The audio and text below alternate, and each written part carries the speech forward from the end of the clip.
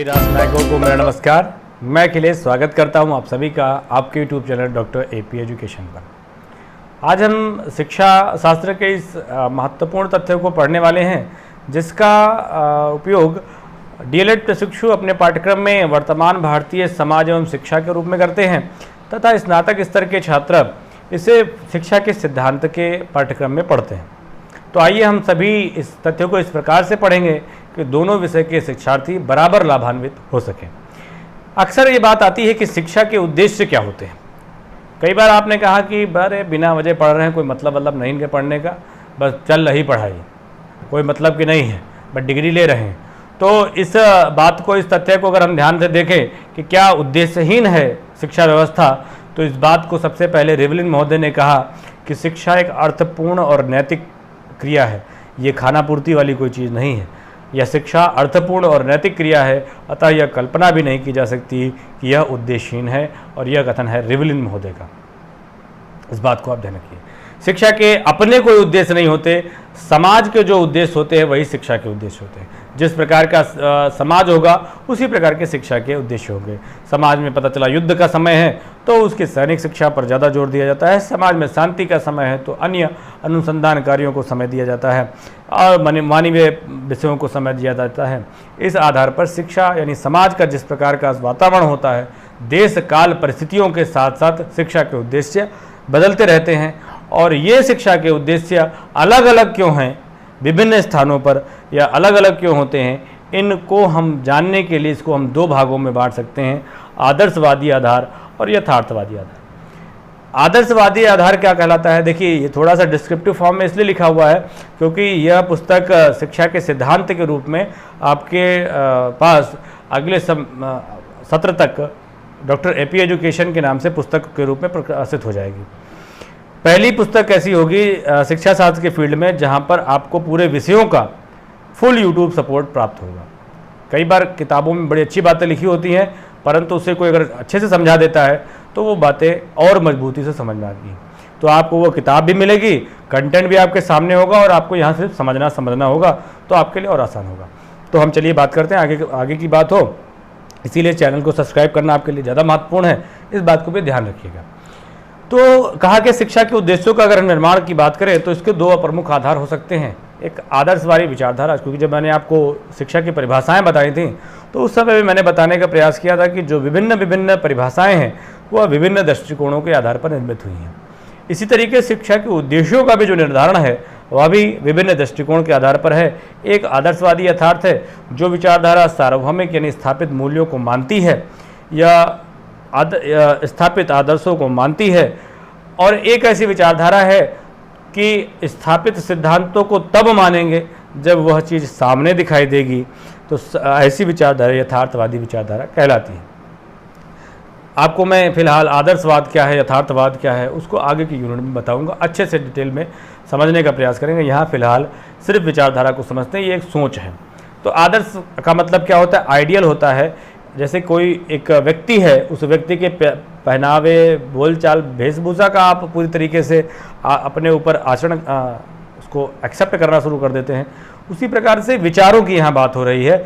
विचारों को जिस प्रकार से आप पूरी तरीके से आत्मसात कर अपने जीवन में उसका प्रयोग कर लेते हैं, तो वह भी आपके लिए आदर्शवादी विचारधारा कहलाती है।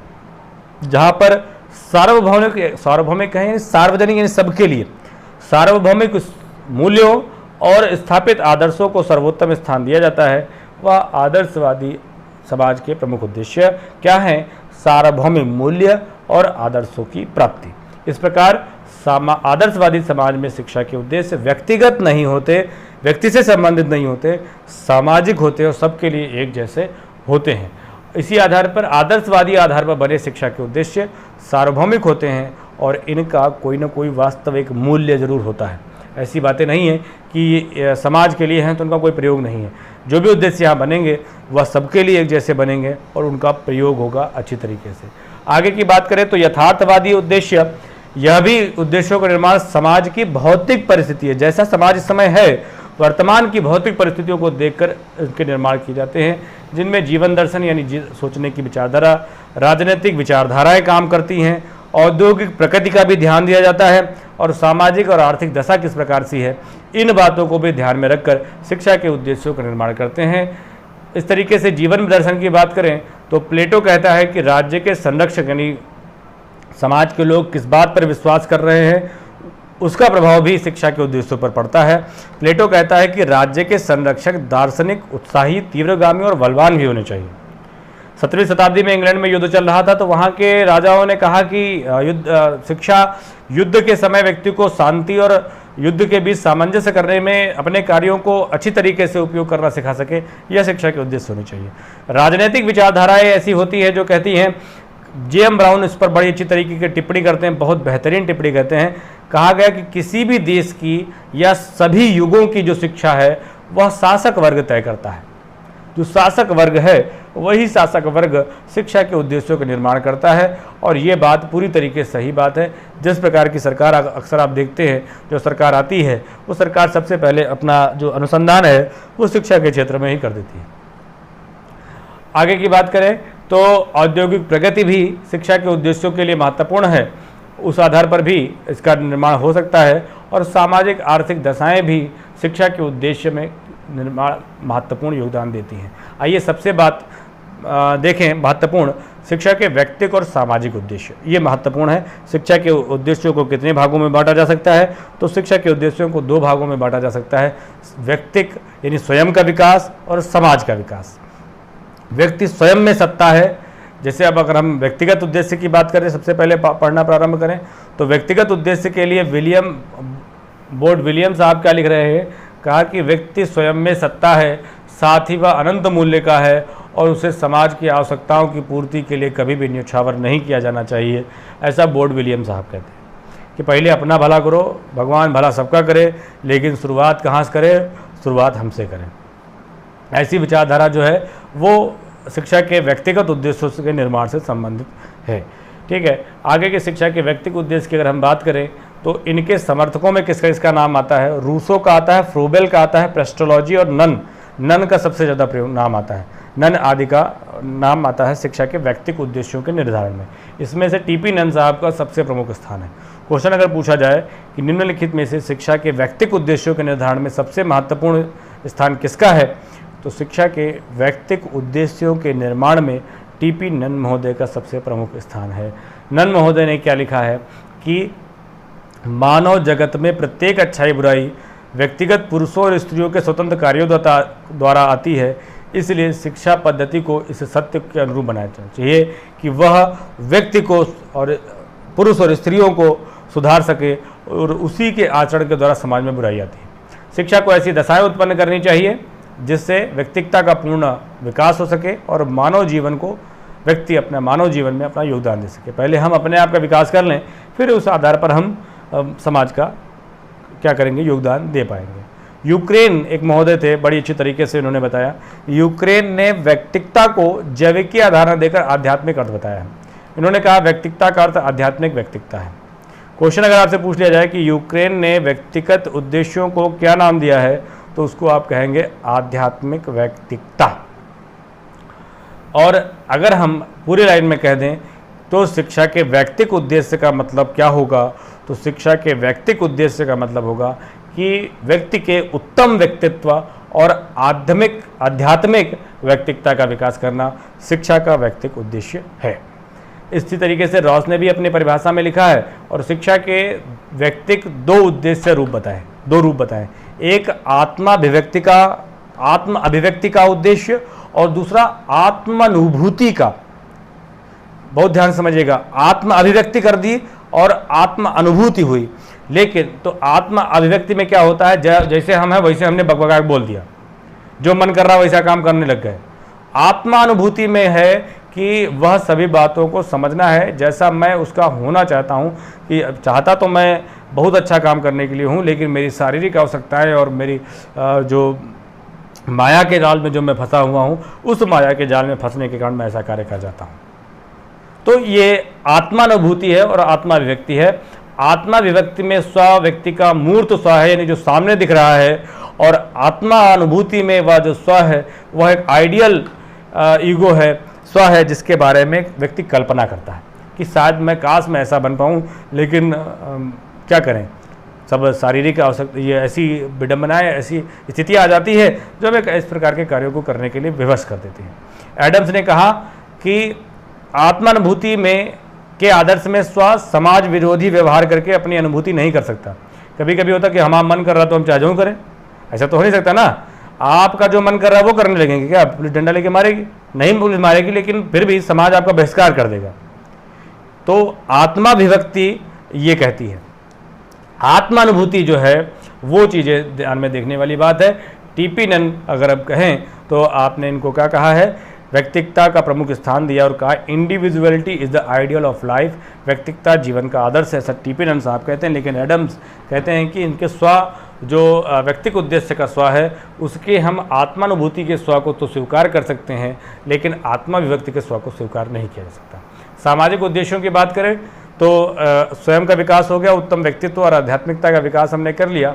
आगे हम शिक्षा के सामाजिक उद्देश्यों के निर्माण की हम बात करें तो समाज या राज्य का स्थान व्यक्ति से ऊंचा है, समाज के हित में ही व्यक्ति का हित है, सभी जानते हैं। रेमांड साहब कहते हैं कि समाज विहीन व्यक्ति कोरी कल्पना है। किसने कहा? रेमांड महोदय ने कहा। क्वेश्चन आपसे आ सकता है, एक लाइन की परिभाषाएं बहुत इंपॉर्टेंट होती हैं कि समाज विहीन व्यक्ति कोरी कल्पना है, या कथन किसका है? तो रेमांड महोदय का है। इफ्रेसियस कहते हैं कि मानव प्रकृति उतनी ही सामाजिक है जितनी स्वाभिमानी। आप चाहे जितने बड़े स्वाभिमानी हो, चाहे जितने भी शासक हो, एक मैंने आज मैं वीडियो देख रहा था, उसमें मतलब एक फ़ोटो देख रहा था कि even dictator has a heart. तो कि तानाशाह भी कई सारे बच्चों के साथ बैठा हुआ था, तो इस तरीके से कोई कितना बड़ा व्यक्ति यानी तानाशाह क्यों ना हो, बस समाज को लेकर बिना लिए नहीं चल सकता। ऐसी स्थिति में मनुष्य और समाज का बराबर महत्व है और व्यक्तिगत उद्देश्यों के नारे लगाना व्यर्थ है, ऐसा एफ्रेसियस साहब कह रहे हैं। ठीक है, आगे की बात लैंडिस और लैंडिस की एक परिभाषा है, कहा कि वंशानुक्रम मनुष्य का स्वरूप की व्याख्या करता है, लेकिन मनुष्य के मानव स्वरूप की व्याख्या जो है वो समाज करता है। आगे की बात अगर हम देखें, इसको पूरी तरीके से कंप्लीट करने का प्रयास करें तो शिक्षा के उद्देश्य कैसे होने चाहिए, तो मैकाइवर कहते हैं कि सामाजिकरण और व्यक्तिकरण एक ही प्रक्रिया के दो पहलू हैं, अतः शिक्षा के उद्देश्य दोहरे होने चाहिए, एक व्यक्तित्व और समाज का कल्याण, ऐसा रेमांड साहब कह रहे हैं। हुमायूं कबीर ने भी कहा है कि व्यक्ति को समाज का रचनात्मक सदस्य बनना है तो केवल अपना ही विकास नहीं करना चाहिए बल्कि समाज के विकास में भी योगदान देना चाहिए। ठीक है, इस प्रकार से आप क्या कह सकते हैं कि आत्माभिव्यक्ति वाले, यानी ये लाइन हम अगर देखें कि व्यक्तिगत उद्देश्य के आत्मानुभूति स्वरूप को स्वीकार करते हुए इसका संबंध व्यक्तिगत और सामाजिक दोनों प्रकार के विकास से। जो आत्मानुभूति शब्द है, अगर आत्मानुभूति का विकास आप करा रहे हैं तो वह दोनों का सामंजस्यपूर्ण व्यवहार स्थिति है। आपकी शिक्षा के उद्देश्य व्यक्ति को आत्मानुभूति का विकास कराने होने चाहिए। तो ये हम सभी ने शिक्षा के सामाजिक और व्यक्तिगत उद्देश्यों को पढ़ा। आगे देखते हैं शिक्षा के स्रोत कौन कौन से हैं, कि कौन कौन से ऐसे व्यक्ति हैं। वैसे तो शिक्षा का जो साधन की अगर बात करेंगे तो आप पहला स्थान कौन सा है, वो तो परिवार है, लेकिन स्रोत की जब बात आएगी, आखिर कौन व्यवस्था करता है, इसकी बात करेंगे तो देखें आखिर कौन लोग हैं। तो शिक्षा के स्रोत की बात करें तो ज़रा सा आगे हम लोग बढ़ने का प्रयास करेंगे। शिक्षा के स्रोत की बात होगी, देखिए क्वेश्चन भी मैंने बनाए हुए हैं पूरी तरीके से, और वो आपको आने वाले समय में प्राप्त हो जाएंगे। मैं उतना ही आपको बता रहा हूँ जितना आपके लिए आवश्यक है। ठीक है, तो शिक्षा के स्रोत कौन कौन से हैं? शिक्षा के अनेक स्रोत माने गए हैं, जिनमें से 4 प्रमुख हैं। शिक्षा के 4 प्रमुख स्रोत हैं। सोर्स कौन से हैं? 4 प्रमुख सोर्स है। पहला राज्य है, राज्य शिक्षा का पहला स्रोत है। क्वेश्चन आपसे पूछा जाए कि शिक्षा का पहला स्रोत कौन सा है, तो राज्य है। राज्य शिक्षा का पहला स्रोत है। प्रत्येक राज्य शिक्षा को किसी न किसी रूप में अवश्य प्रभावित करता है। राज्य ही बालक के लिए औपचारिक, अनौपचारिक और निरौपचारिक शिक्षा की व्यवस्था करता है। दूसरा क्या है? परिवार। स्रोत की जब बात आएगी तो दूसरा हो जाएगा प्रारंभ कहाँ से होता है, तो पहला स्थान होगा परिवार का शिक्षा का। ठीक है, लेकिन स्रोत की बात आएगी तो यहाँ पर दूसरा स्थान है। परिवार शिक्षा का दूसरा स्रोत माना गया है। परिवार ही वह स्थान है जहाँ बालक के महान गुण उत्पन्न होते हैं और संस्कारों का बीजारोपण होता है। विद्यालय शिक्षा का तीसरा स्रोत है, जहाँ बालक का संतुलित विकास विद्यालय में ही संपन्न हो पाता है और समाज की अपेक्षाओं को पूरा करने वाला छात्र वहीं विद्यालय में ही बनाया जा सकता है। कितनी भी अच्छा आप अपने स्कूल में घर में दे लीजिए, लेकिन आपको विद्यालय भेजना ही पड़ेगा। और चौथा प्रमुख स्रोत है समाज।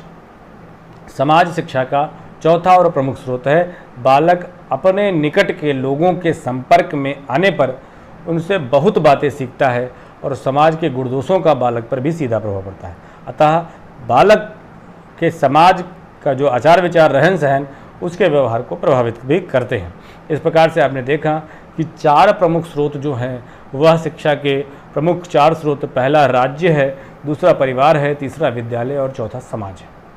तो 2 बातें अभी तक हम लोगों ने पढ़ ली। शिक्षा के उद्देश्य देख लिए, सामाजिक और व्यक्तिक उद्देश्य क्या है।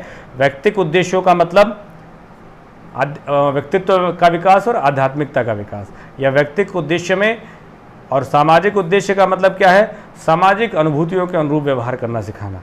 इन अगर क्वेश्चन आपसे पूछा जाए कि सामाजिक और व्यक्तिक दोनों उद्देश्यों का सामंजस्यपूर्ण उद्देश्य क्या होगा, तो वह होगा आत्मानुभूति का उद्देश्य। कौन सा होगा?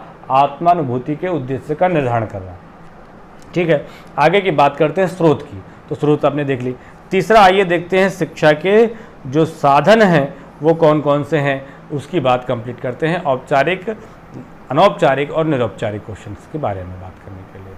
ठीक है, आदर्शवादी हम लोग पढ़ चुके हैं, विचारधाराएं पूरी बात हो चुकी, पूरा सिलेबस कंप्लीट किया मैंने, और एक एक छोटी छोटी टॉपिक कंप्लीट करने के बाद प्रश्न भी दे दिए हैं। शिक्षा के कार्य हैं या आपके भी सिलेबस से संबंधित होता नहीं है।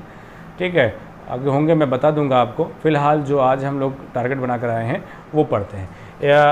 शिक्षा के साधन यानी एजेंसी ऑफ एजुकेशन, कौन कौन से साधन हैं जिनके माध्यम से हम पढ़ाया जा सकता है बालकों को। तो साधन की अगर हम बात करें तो व्यापक अर्थ में कहा जाए तो व्यापक अर्थ में संपूर्ण वातावरण व्यक्ति की शिक्षा का साधन है। पर इस वातावरण में कुछ तत्व अधिक महत्वपूर्ण हैं, जैसे घर, परिवार, धर्म, प्रेस, व्यवसाय, सामाजिक जीवन। ये सारे कुछ ऐसे तथ्य हैं जो बालक के शिक्षा की व्यवस्था के लिए महत्वपूर्ण योगदान निभाते हैं। एजेंसी शब्द का अर्थ एजेंट होता है। वो एजेंट का कार्य होता है वह व्यक्ति जो कोई कार्य करता है। कभी कभी ऐसे प्रश्न भी पूछ लिए जाते हैं। शिक्षा के साधनों का वर्गीकरण अगर हम करें तो इन्हें 2 भागों में बांट सकते हैं। थोड़ा सा PDF चेंज करते समय ये डिस्टर्ब हुआ है। ठीक है, तो शिक्षा के साधनों का वर्गीकरण अगर हम करें तो वैसे तो 3 हैं, लेकिन 3 का मैंने क्यों नहीं लिखा अभी आगे मैं आपको बताऊंगा। पहला 2 भागों में बांट सकते हैं, औपचारिक शिक्षा और दूसरा अनौपचारिक शिक्षा। जॉन डीवी ने शिक्षा के औपचारिक साधन को साभिप्राय कहा है, औपचारिक साधन को साभिप्राय कहा है, शिक्षा का साभिप्राय साधन कहा है, और अनौपचारिक साधन को अकस्मातिक विधियां भी कहा है। तो पूरी बात आप समझते धीरे धीरे चलिएगा। अब आगे देखते हैं औपचारिक साधन क्या है, फॉर्मल एजेंसी क्या है। औपचारिक शिक्षा उस शिक्षा को कहते हैं जिसको बालक किसी कार्यक्रम के अनुसार नियंत्रित वातावरण में रहते हुए किसी पूर्व निश्चित उद्देश्य की प्राप्ति के लिए निश्चित पाठ्यक्रम को, ज्ञान को निश्चित शिक्षण विधि के द्वारा निश्चित स्थान में निश्चित समय में समाप्त करके परीक्षा देकर उपाधि ग्रहण कर लेता है, वह उसकी औपचारिक शिक्षा। निश्चित पाठ्यक्रम है, निश्चित व्यक्ति है, निश्चित समय है, स्थान है, परीक्षा है, उस परीक्षा को प्राप्त करके निश्चित उपाधि है, वह एक औपचारिक शिक्षा कहलाती है। इस प्रकार औपचारिक शिक्षा कृत्रिम होती है कहा जाता है। औपचारिक शिक्षा को कृत्रिम कहा गया, अनौपचारिक शिक्षा को स्वाभाविक कहा गया। इस प्रकार औपचारिक शिक्षा कृत्रिम होती है और इसके समस्त साधन सीमित भी होते हैं।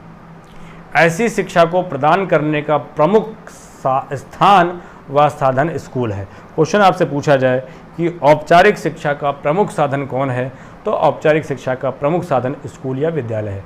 अन्य साधन भी हैं, पुस्तकालय है, अजायब घर है, चित्र भवन है और पुस्तकें हैं। इसे शिक्षा की एक निष्क्रिय एजेंसी भी कहा गया है। पुस्तकालय को शिक्षा की निष्क्रिय एजेंसी भी कहा गया। मैंने पूर्व में आपको जब सामाजिक विकास पढ़ाया था बालकों का तब बताया था। ठीक है, आगे बात करें औपचारिक शिक्षा क्या है। अनौपचारिक औपचारिक समझ में आ गई। तो औपचारिक यानी फॉर्मल एजुकेशन क्या है कि फॉर्मेलिटी चल रही है, फॉर्मेलिटी के लिए मन है तब भी करना है, नहीं मन है तब भी करना है वह कार्य। तो यहाँ पर फॉर्मल वाला काम हो रहा है। नॉन फॉर्मल की बात, इनफॉर्मल की बात क्या हो रही है। इनफॉर्मल में क्या है, तो अनौपचारिक शिक्षा उस शिक्षा को कहते हैं जो आकस्मिक या स्वाभाविक होती है। ऐसी शिक्षा में कोई निश्चित योजना और उद्देश्य के अनुसार पाठ्यक्रम, शिक्षण विधि, स्थान, समय और शिक्षक आदि पूर्व निश्चित नहीं होते हैं। आप मान के चलो कि अनौपचारिक शिक्षा जो ऐसी व्यवस्था है जिसके लिए बहुत चीज़ें कोई तय नहीं होती हैं। अनौपचारिक शिक्षा का संबंध बालक के विकास से होता है, जिसके अंतर्गत बालक के आचरण और को अप्रत्यक्ष और आकस्मिक ढंग से परिवर्तित किया जाता है। आप पैर हिला रहे हैं और पैर हिलाते हुए बैठे हैं, घर में एक डंडा पड़ गया आपके पैर पे, तो ना आपको उस डंडा पड़ने की अपेक्षा थी और पैर हिलाने की गलती भी आपको नहीं पता थी। बाद में पाप ने पूछा काहे मारे, तो कह कि पैर हिलाते हैं क्या, ऐसे बैठते हुए पैर नहीं हिलाया जाता, सही से बैठिए, ठीक है। अक्सर आप लोगों को मार पड़ी होगी। पता चला खाना खा रहे बाएं हाथ से खाना शुरू किए, ये चप्पल पहन के भोजन करने बैठ गए, तब एक पीछे से पड़ा, तो पता नहीं चला क्या के लिए मारे गए, तो पता चला कि चप्पल उतार के आओ, स्लीप उतार के आइए आप, ठीक है। तो इस तरीके के जो ज्ञान है, इस तरीके की जो बातें सिखाई जा रही हैं, उसके लिए ना कोई शिक्षक तय है, ना कोई स्थान तय है। जब मन हुआ तब एक गुद्दी पड़ गया और एक नया ज्ञान हमें प्राप्त हो गया। तो ये अनौपचारिक शिक्षा है जो घर परिवार, खेल के मैदान, धर्म, समाज में हमें प्राप्त होती रहती है। जॉन डीवी ने कहा कि बालक दूसरों के साथ रहकर अनौपचारिक ढंग से शिक्षा प्राप्त करता है और साथ रहने की प्रक्रिया ही शिक्षा देने का कार्य करती है और कल्याण की प्रेरणा देती है और विचार में शुद्धता और सजीवता लाती है। फिलहाल ये जॉन डीवी का कथन है। गैर औपचारिक और निरौपचारिक शिक्षा क्या है? हाँ, अब तीसरी बात आ गई निरौपचारिक शिक्षा। निरौपचारिक शिक्षा औपचारिक तथा अनौपचारिक शिक्षा का मिलाजुला रूप है। यह शिक्षा जो औपचारिक शिक्षा की भांति विद्यालय, महाविद्यालय और विश्वविद्यालयों की सीमा में नहीं बांधी जाती, परंतु औपचारिक शिक्षा की भांति इसके उद्देश्य और पाठ्यचर्या निश्चित होते हैं। इसमें स्कूल, विद्यालय, समय तो निश्चित नहीं है, लेकिन उद्देश्य और पाठ्यक्रम निश्चित होता है। यानी औपचारिक और निरौपचारिक दोनों का मिला जुला रूप हमें देखने को मिलता है। निरौपचारिक शिक्षा के उद्देश्य, पाठ्यक्रम तो निश्चित होते हैं, परंतु कोई निश्चित स्थान और अध्ययन समय निर्धारित नहीं होता। ये आपकी निरौपचारिक शिक्षा होती है। निरौपचारिक शिक्षा बालक को पहुंचाने तक का शिक्षा को बालक तक पहुंचाने का प्रयास है। निरौपचारिक शिक्षा क्या है कि बालक शिक्षा तक नहीं आएगा, शिक्षा को बालक तक पहुंचाने का कार्य करता है। इसकी पाठचर्या सीखने वाले की आवश्यकताओं और आवश्यकताओं एवं क्षमताओं को ध्यान में रखकर निश्चित की जाती है। सरकारी दस्तावेजों में, मैंने क्यों नहीं तीसरा पार्ट बताया, सरकारी दस्तावेजों में इस शिक्षा को औपचारिक शिक्षा के रूप में ही अनुमोदित किया गया है।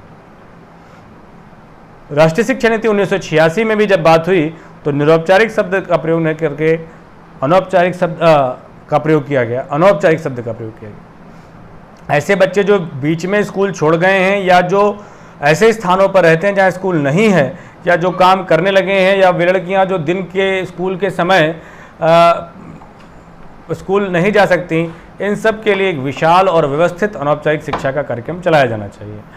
गैर औपचारिक साधनों में रोजगार प्रदान करने वाले संस्थान, समाज कल्याण साधन, अवकाशकालीन कार्यकलाप, पत्र पत्रिकाएँ, चलचित्र, रेडियो, दूरदर्शन आदि हैं। जनसंचार निरौपचारिक, अब साधन कहें कौन सा है? औपचारिक शिक्षा का साधन स्कूल हो गया, अनौपचारिक शिक्षा का साधन परिवार हो गया, और निरौपचारिक शिक्षा का प्रमुख साधन क्या होगा? तो निरौपचारिक शिक्षा का सबसे प्रमुख और शक्तिशाली साधन जनसंचार होता है। जनसंचार होता है, और दूरवर्ती शिक्षा निरौपचारिक शिक्षा का एक प्रमुख उदाहरण है। डिस्टेंस एजुकेशन जो है वह इन नॉन फॉर्मल एजुकेशन का सबसे बेस्ट एग्जाम्पल है। दूरवर्ती शिक्षा क्या है? प्रत्येक व्यक्ति को जीवन भर सीखने की स्थिति में रहना चाहिए। आजीवन शिक्षा का विचार सीखने वाले समाज की आधारशिला है। ये इस कॉन्सेप्ट पे बना हुआ है। International commission on the development of education 1973 में ये बात कही गई। तो इस आधार पर ही आगे की बात हुई। तो दूरवर्ती शिक्षा क्या होती है, इसका अगर अर्थ देखें तो कहा गया दूर से दी जाने वाली शिक्षा। इस शिक्षा में सीखने वाला और सिखाने वाला एक दूसरे से दूर रहते हैं, परंतु दोनों के बीच सीखना बिना किसी बाधा के निरंतर चलता रहता है। इस प्रक्रिया में सीखने वाला अपनी सुविधा और प्राप्त समय के अनुसार अपनी गति से सीखता चलता है। यह एक सउद्देश्य शिक्षा प्रणाली है और इसकी अपनी विशिष्ट शिक्षण विधियां और तकनीकें हैं, और इसके साथ ही विभिन्न प्रकार के पाठ्यक्रमों को कंप्लीट भी कराया जाता है। आगे देखें तो मनोवैज्ञानिक दृष्टिकोण से यह सीखने वाले की क्षमता और आवश्यकताओं पर निर्भर करती है। निम्न नाम से पुकारा जाता है इसे। पत्राचार कह सकते हैं, गृह अध्ययन, स्व अध्ययन, आजीवन, बाह्य अध्ययन, दूरस्थ अधिगम, मुक्त शिक्षा, अन्य बातें भी इनके बारे में कही जाती हैं। कुछ तथ्य हैं दूरवर्ती शिक्षा के बारे में, तो वो बात जाने। भारत में पत्राचार कोर्स का आरंभ सर्वप्रथम दिल्ली विश्वविद्यालय, पत्राचार यानी डिस्टेंस एजुकेशन का प्रारंभ कहाँ से हुआ? करस्पॉन्डेंस वाला, तो पत्राचार कोर्स का आरंभ सर्वप्रथम दिल्ली विश्वविद्यालय ने 1961 और 62 में किया। यानी 1961-62 में जब आपकी एनसीईआरटी की स्थापना हो रही है, इसी समय लगभग एनसीईआरटी की स्थापना भी है। और इसको हम इस प्रकार से याद कर सकते हैं कि कोठारी आयोग 1964 में बना है, उससे पहले से भी थोड़ा सा किसी घटना से हम इसको जोड़ेंगे तो हमें चीज़ों को याद रहेगी। ठीक है, भारत में पत्राचार कोर्स का आरंभ सर्वप्रथम दिल्ली विश्वविद्यालय ने 1961-62 में किया।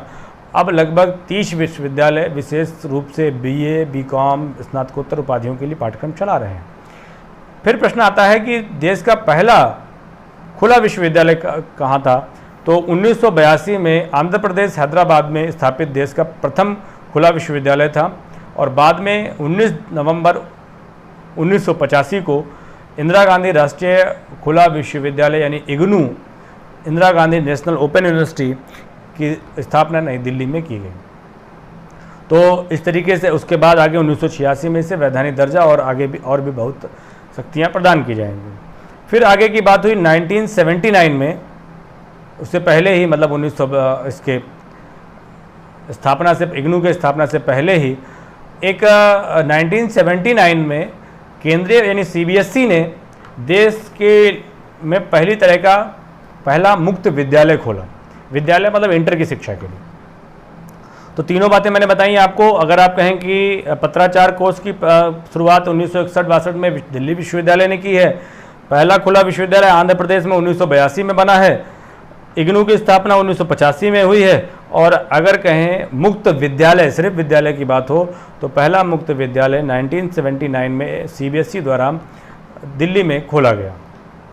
अब विश्व में सबसे पहले ओपन यूनिवर्सिटी की स्थापना कहाँ हुई? तो इंग्लैंड में खुले विश्वविद्यालय का विचार सर्वप्रथम वहाँ के प्रधानमंत्री हैरोल्ड विल्सन ने 1963 में ग्लासगो में दिया था। और इसे उन्होंने हवाई विश्वविद्यालय कहा। जो ओपन यूनिवर्सिटी का नाम दिया उन्होंने हवाई विश्वविद्यालय का, जिसे बाद में ओपन यूनिवर्सिटी में परिवर्तित किया गया था। इस तरीके से आज हम लोगों ने शिक्षा के उद्देश्य पढ़े, स्रोत पढ़े, औपचारिक, अनौपचारिक, निरौपचारिक और दूरवर्ती शिक्षा के बारे में पढ़ा। फिलहाल अभ्यास के लिए प्रश्न हैं। जब एक बार आपका चैप्टर कंप्लीट हो जाएगा तो आपको मैं प्रश्न की श्रृंखला भी या सीरीज भी प्रस्तुत कराता हुआ आगे के लिए चलता रहूँगा। फिर आगे के लिए अगर सिलेबस में देखेंगे और भी तथ्य आपके लिए सम्मिलित होंगे तो उनको भी आपको मैं बताने का प्रयास करूँगा। तब तक के लिए अगले दिन मिलते हैं अगले पाठ्य के साथ, और इसी तरीके से तथ्यात्मक तथ्यों पर हम चर्चा करेंगे। स्वस्थ रहिए और अध्ययन करते रहिए। भारत माता की जय।